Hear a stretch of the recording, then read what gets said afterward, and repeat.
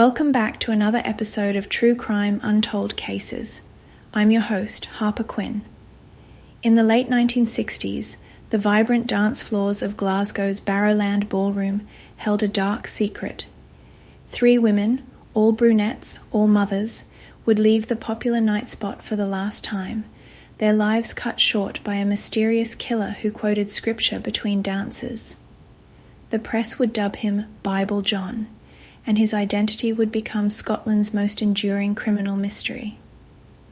A well-dressed man with reddish hair and a silver tongue, he blended seamlessly into Glasgow's nightlife, leaving behind only questions and 3 grieving families. Despite one of the largest manhunts in Scottish history, Bible John was never caught.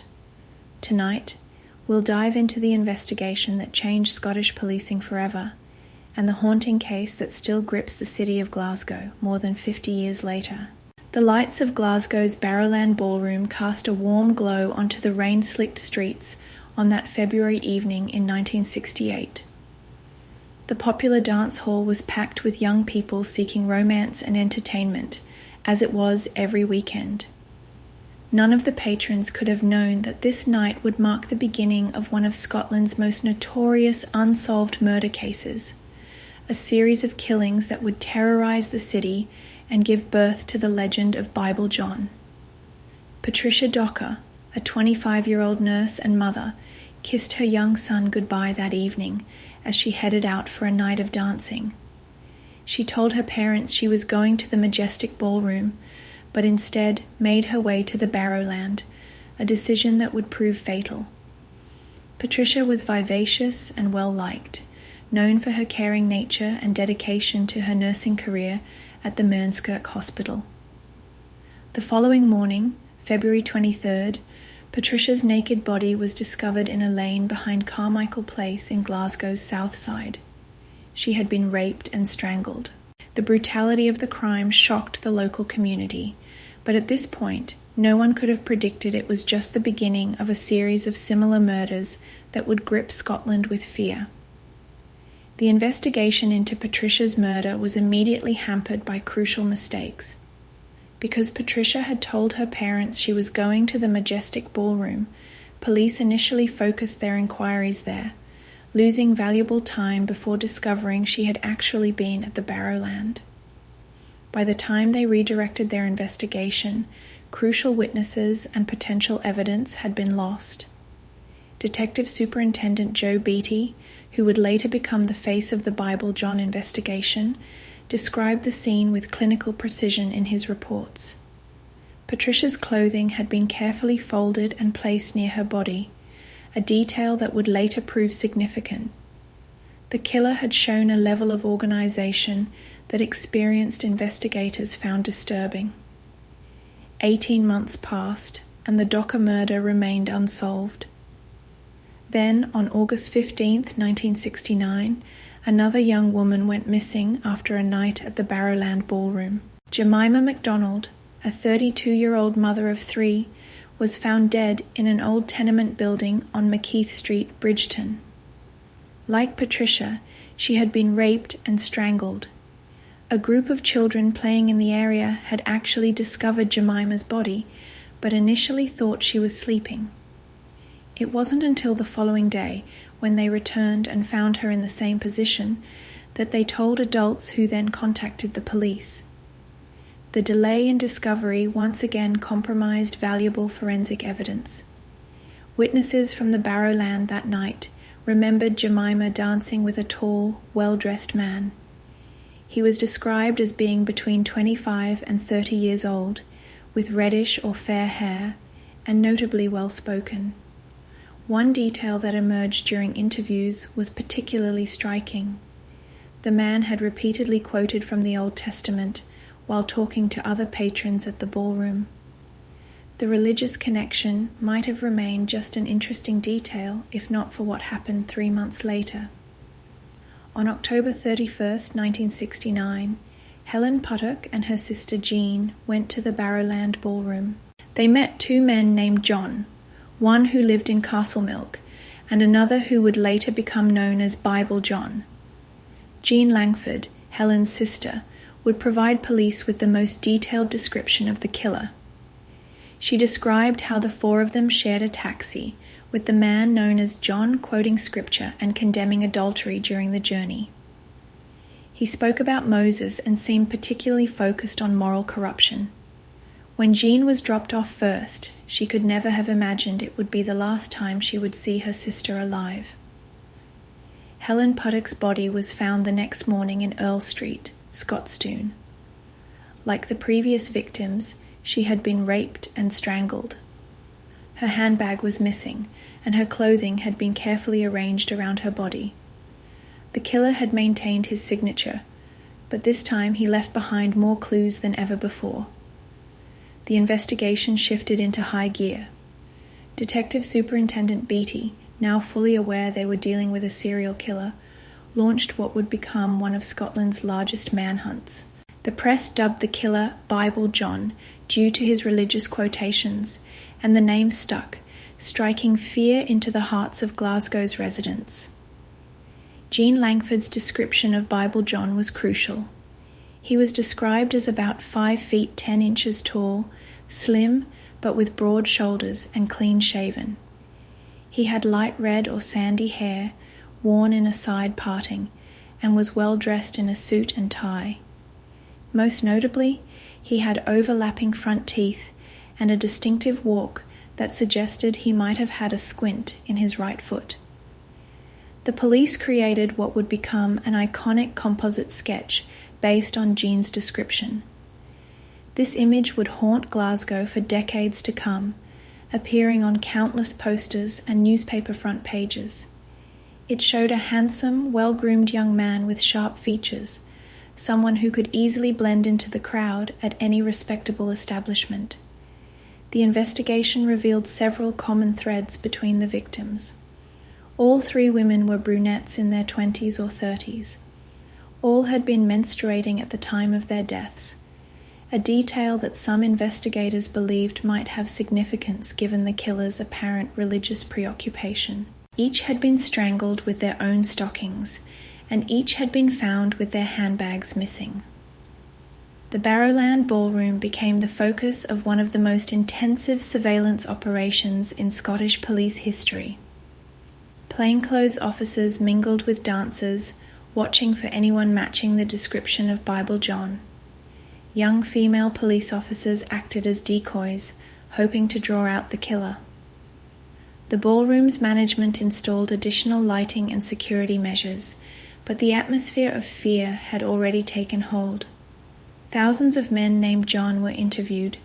The police collected over 50,000 statements and generated more than 100,000 index cards containing information about potential suspects.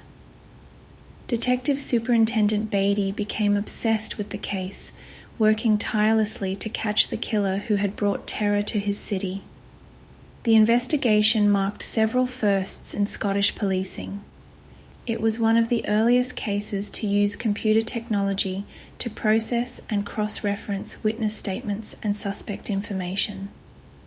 The police also employed criminal psychologists to develop a profile of the killer, a relatively new technique at the time.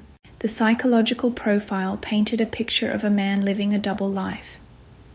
Experts suggested he was likely employed in a respectable position, possibly married, and able to maintain a facade of normalcy. His religious knowledge and manner of speech indicated he was educated, while his ability to charm his victims pointed to well-developed social skills. The profile suggested he might have experienced significant trauma or religious indoctrination in his youth that manifested in his violent actions against women he perceived as morally transgressive. The investigation took an interesting turn when detectives discovered that all 3 murders had occurred during the same phase of the lunar cycle. While this could have been coincidental, it added another layer of intrigue to the case and suggested a possible pattern to the killer's activities. However, despite this potential lead, Bible John seemed to vanish after Helen Puttock's murder. By early 1970, fear had transformed Glasgow's social scene. the once bustling Barrowland Ballroom saw attendance plummet. Young women travelled in groups and carried personal alarms.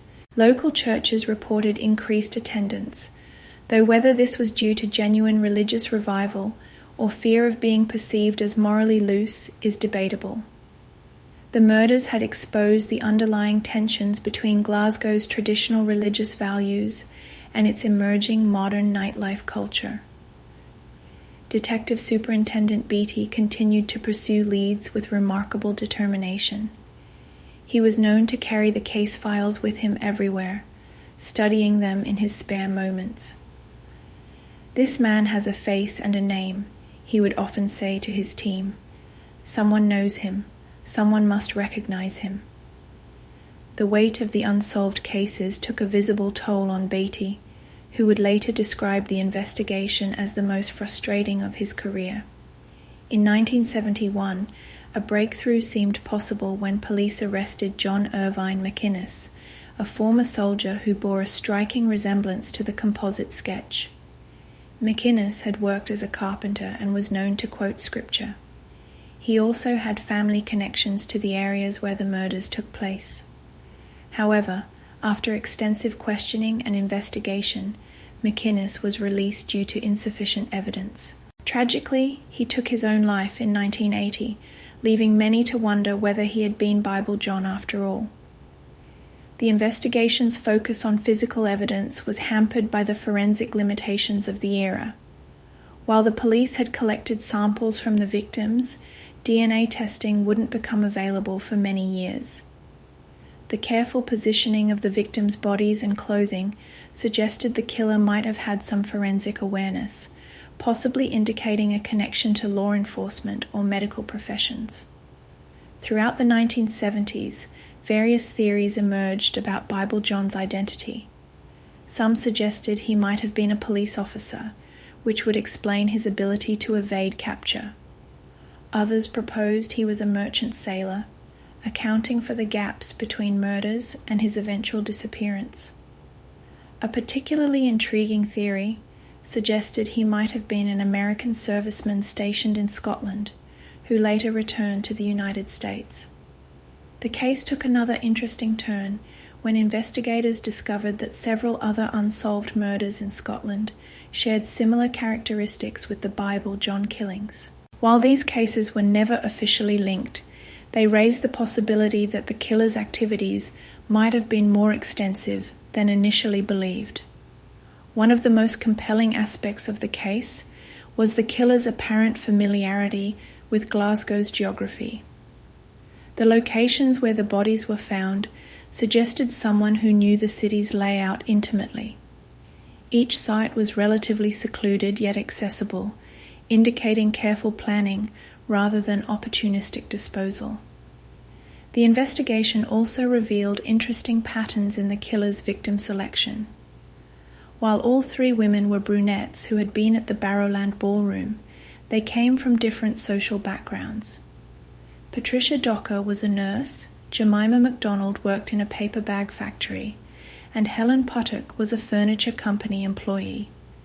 This suggested the killer's primary criteria were appearance and location rather than social status. By the mid-1970s, the active investigation began to wind down, though the case was never officially closed. Detective Superintendent Beattie retired in 1974, still haunted by his failure to catch the killer. He had interviewed over 7,000 suspects personally and accumulated enough paperwork to fill an entire room, yet Bible John's true identity remained elusive. The case received renewed attention in the 1990s with the advent of DNA testing. In 1996, authorities exhumed the body of John McInnes to compare his DNA with samples preserved from Helen Puttock's dress. The results were inconclusive, adding another layer of mystery to the case. The testing did, however, confirm that the same person had likely committed at least 2 of the murders, based on matching DNA profiles.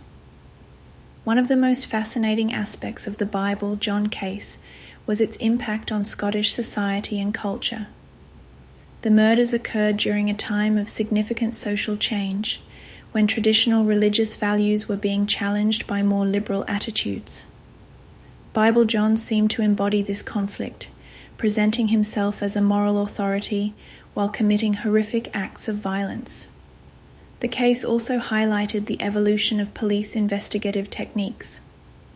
The Bible John investigation saw the first use of many modern police procedures in Scotland, from psychological profiling to computerized data analysis. While these innovations weren't enough to catch the killer, they helped modernize Scottish law enforcement. The impact of the Bible John murders continued to reverberate through Scottish society well into the 21st century. In 2004, Strathclyde Police conducted a cold case review using advanced DNA techniques that weren't available during the original investigation. The review focused particularly on the trace evidence recovered from Helen Puttock's clothing, which had been carefully preserved for over 3 decades. The DNA analysis revealed new details about the killer's genetic profile, but attempts to match it against Scotland's criminal database proved frustrating. The investigation team also explored potential connections to other unsolved murders from the same era, including several cases from Northern England that shared similar characteristics. One of the most compelling theories to emerge in recent years connects Bible John to Peter Tobin, a convicted killer who lived in Glasgow during the late 1960s. Tobin, who was later convicted of 3 murders committed between 1991 and 2006, shared several characteristics with Bible John. He was known to be religious, had a similar physical appearance to the composite sketch, and lived near the Barrowland Ballroom during the period of the murders. Detective Les Brown, who worked on the later investigation, noted striking similarities between Tobin's known crimes and the Bible John murders. The level of violence, the sexual nature of the attacks, and the careful positioning of the victims' bodies all suggest a similar methodology, Brown stated in a 2007 interview. However, despite these parallels, DNA testing failed to conclusively link Tobin to the Bible John murders. The case has also generated significant interest among criminal psychologists who study serial killer behavior. Dr. Lisa Cameron, a forensic psychologist who reviewed the case files in 2010, suggested that Bible John's apparent cessation of killing after Helen Puttock's murder might have been due to a significant life change. Serial killers don't typically stop voluntarily, she explained. Either he died, was imprisoned for another crime, or moved away from the area. The religious aspects of the case continue to fascinate investigators and researchers. Bible John's quoted scriptures, as recalled by Jean Langford, suggested someone with more than a casual knowledge of the Bible. He specifically referenced the Book of Moses and made statements condemning adultery and menstruation, indicating possible connections to strict religious upbringing or education. In 2018, a team of criminal profilers used advanced behavioral analysis techniques to create an updated profile of Bible John. They suggested he would have been someone who maintained a respectable public persona while harboring deep-seated hatred toward women. The profile indicated he likely held a steady job, possibly in a position of authority, and might have been married with children. The geographic profile of the murders has also been re-examined using modern mapping techniques. The locations where the bodies were found formed a rough triangle across Glasgow, suggesting the killer had intimate knowledge of these areas. This analysis supported the theory that Bible John was a local resident rather than an outsider. The case has left an indelible mark on Glasgow's collective memory. The Barrowland Ballroom, still standing today, remains a reminder of those dark days. Many older residents still recall the fear that gripped the city, particularly among young women who frequented dance halls and nightclubs. The investigation's failures also led to significant changes in Scottish policing. The establishment of major incident rooms, standardized evidence collection procedures, and improved communication between different police forces can all be traced back to lessons learned from the Bible John case. Perhaps most poignantly, the case represents one of Scotland's last great pre-DNA era mysteries. While modern forensic techniques have helped solve countless cold cases, Bible John's true identity remains elusive. The preserved DNA evidence offers hope that future technological advances might finally provide answers, but time is running out for many of the original investigators and witnesses. Today, the Bible John murders serve as both a cautionary tale and a testament to the evolution of criminal investigation. The case demonstrates how a killer could once evade capture, despite leaving behind physical evidence that would today provide crucial DNA evidence. It also shows how religious pretense could be used to gain trust in a more innocent era. The families of Patricia Docker, Jemima McDonald, and Helen Puttock never received closure. Their stories serve as a reminder of the human cost behind the sensational headlines. Each woman left behind children who grew up without their mothers, families who never saw justice served, and communities forever changed by violence. As Glasgow approaches the 6th decade since the murders, the case continues to generate new theories and investigations. Cold case teams periodically review the evidence, hoping that advancing technology or new information might finally crack the case. The composite sketch of Bible John, with its haunting gaze, remains one of the most recognizable images in Scottish criminal history. The Bible John case ultimately represents more than just an unsolved mystery. It marks a pivotal moment in Scottish social history, when the optimism of the 1960s collided with a darker reality. The killer's ability to move between the worlds of respectability and violence exposed underlying tensions in a society in transition, leaving a legacy that continues to resonate with new generations of true crime researchers and investigators. Whether Bible John's true identity will ever be discovered remains uncertain, but his impact on Scottish society and law enforcement is undeniable. The case stands as a reminder that behind every unsolved crime lie real victims, grieving families and communities forever altered by violence. As one retired detective recently noted, the Bible John case isn't just history, it's a wound that never fully healed in Glasgow's soul.